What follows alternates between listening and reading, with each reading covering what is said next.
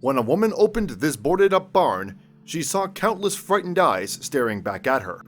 On a winter day in early 2018, Susie Coston approached the broken-down and boarded-up barn in New York State with trepidation. The animal rescuer had no idea what she might find inside the shabby outhouse, but she feared the worst. Little could have prepared her, however, for the unbelievable scene within as she creaked open the door. And the first thing she was confronted with was the horrifying sight of countless pairs of desperate eyes staring out at her. Before we begin, make sure you smash that like button, subscribe to our channel, and click the notification bell for more amazing videos. Originally from West Virginia, Coston lives in Ithaca, New York, and by anybody's standards, the 40-something is a thoroughly devoted animal lover. Her home, shared with 2 dogs and 6 cats, is situated close to her place of work, the non-for-profit organization Farm Sanctuary in Watkins Glen. Farm Sanctuary came into being in 1986 as an agricultural animal advocacy, education, and rescue charity. Coston first began working for the nonprofit group at the turn of the century. Since then, she has helped extend Farm Sanctuary's vision of ending animal cruelty through awareness and direct action. Coston is now its National Shelter Director, and while she is based in the East, she makes frequent journeys to the charity's West Coast operations in LA and Oreland, California. As part of its mission, Farm Sanctuary is doing its best to end all cruelty of agricultural land and property. The organization also wants to educate the wider public and challenge the way they think about our fellow living creatures. That way, the charity's members hope more people might consider leaving animals off their plate. An integral component of Farm Sanctuary's work is its shelters, so in her capacity as the director responsible for them, Coston's role is vital. The 3 facilities are host to almost 1,000 animals between them, ranging from poultry through to pigs, horses and cattle, and more exotic animals.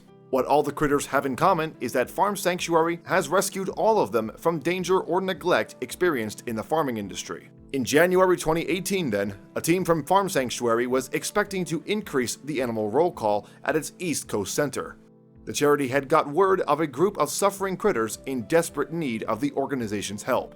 The creatures in question were said to be living in squalor at a property in Cattaraugus County, New York. Among the rescue team that day was Coston, and she was unfortunately no stranger to the property under investigation. Back in 2003, Farm Sanctuary had saved 100 pigs that were living at the address with no shelter in freezing conditions.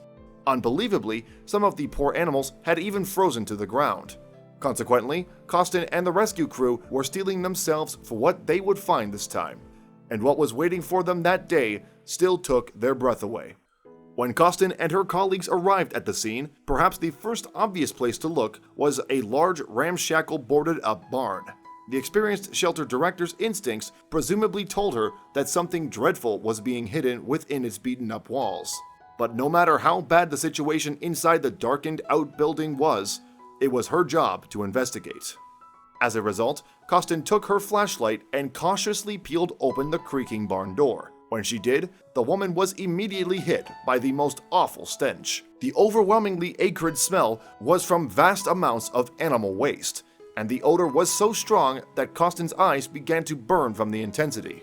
Nevertheless, the rescue worker was still able to make out something horrific in the inky darkness of the interior of the windowless barn. Coston could see only too well the eerie sight of numerous terrified eyes peering towards her out of the gloom.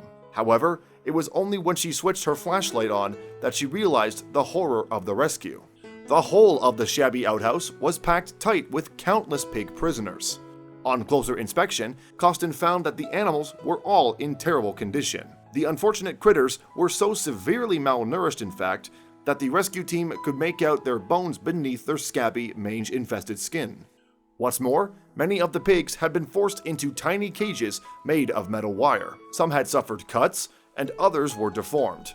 With nowhere to move, the group had been forced to live up to their knees in great mounds of their own waste. Consequently, many of the pigs were obviously sick, and some piglets could not stop coughing. By all accounts, the farm in Cattaraugus County was the site of an animal atrocity. Coston recalled the harrowing scenes in the barn to animal interest website The Dodo in 2018.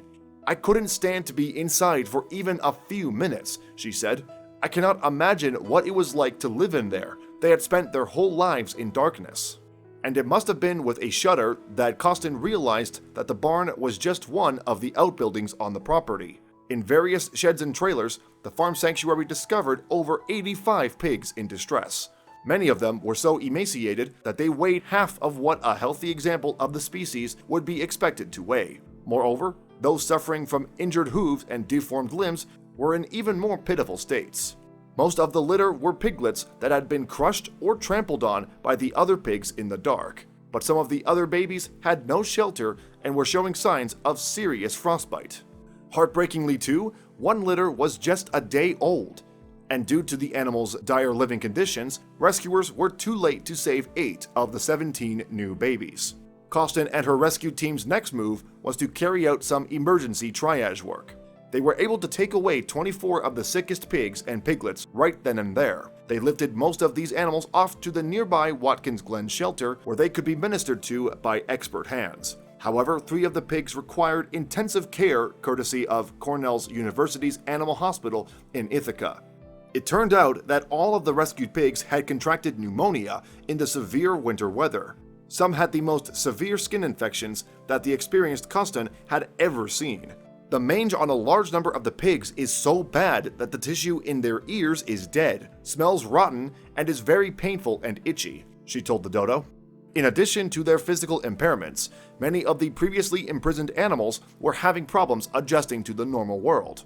All are terrified, Coston said of the starving, sick, and dehydrated swine.